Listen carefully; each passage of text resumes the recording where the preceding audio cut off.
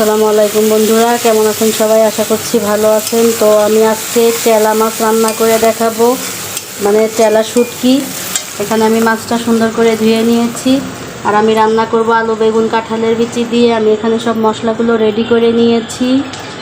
আর এখানে রসুন বাটা, শুটকি রান্নার মেন উপাদান হচ্ছে রসুন বাটা। তো এখানে আমি পেঁয়াজ মরিচটা একটু ভেজে নিচ্ছি, একটু লাল করে ভেজে নেওয়ার চেষ্টা করবেন। শুটকিটা হেঁটে মজা হয় অনেক খেতে।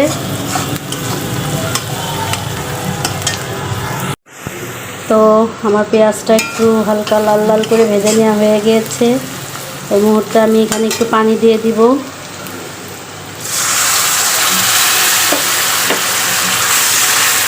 পানি দিয়ে দিলাম। এখন একে একে আমি সব মশলাগুলো দিয়ে দেব।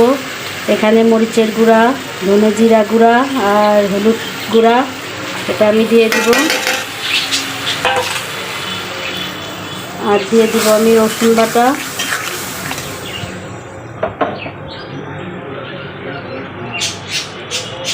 তো রসুন বাটা দিয়ে দিব। এখন একটু বেশি করেই দিতে হবে রসুন বাটাটা। শুটকি রান্নার মেন মশলা হচ্ছে রসুন। তো আমি রসুন বাটাটা দিয়ে দিলাম একটু বেশি করে। এখন আমি মশলাটা সুন্দর করে কষিয়ে নিব।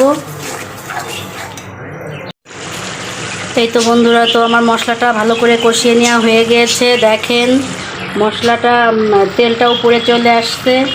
এই পর্যায়ে আমি দিয়ে দিব এখানে মাছটা একটু কষিয়ে নিব। আর মাছ যত ভালো করে কষানো যায় ততই মাছের টেস্ট বাড়ে।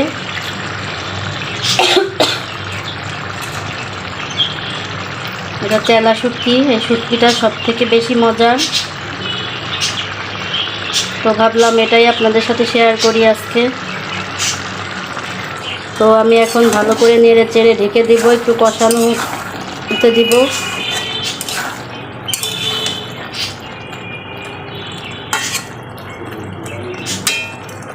এখন আমি ঢাকনা দিয়ে এটাকে ঢেকে দিব, দিয়ে কষিয়ে নিব সুন্দর করে।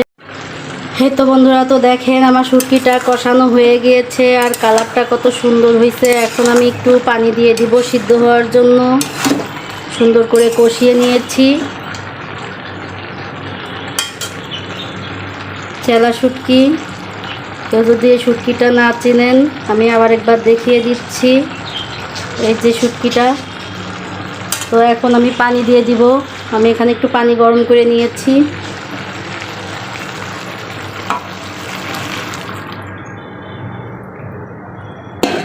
এখন আমি ভালোভাবে নেড়ে চেড়ে ঢেকে দিব শুটকিটা হওয়া পর্যন্ত।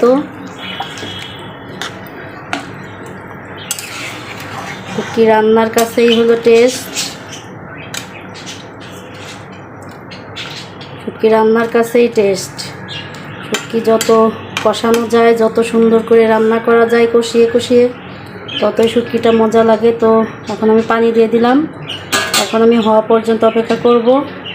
সে পর্যন্ত সাথেই থাকেন, দেখাবো শেষ পর্যন্ত।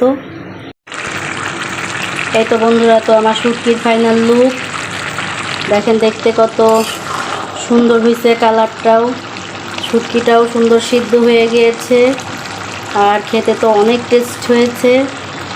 তো এভাবে রান্না করে খেয়ে দেখবেন। আমি তো শুরু থেকে শেষ পর্যন্ত শেয়ার করলাম। আর যদি ভিডিওটা ভালো লেগে থাকে অবশ্যই লাইক কমেন্ট করবেন, শেয়ার করবেন, সাবস্ক্রাইব করবেন। আমার ফেসবুক পেজে ফলো দিয়ে আমার পাশে থাকবেন। সবাই সুস্থ থাকবেন, ভালো থাকবেন। আল্লাহ হাফেজ।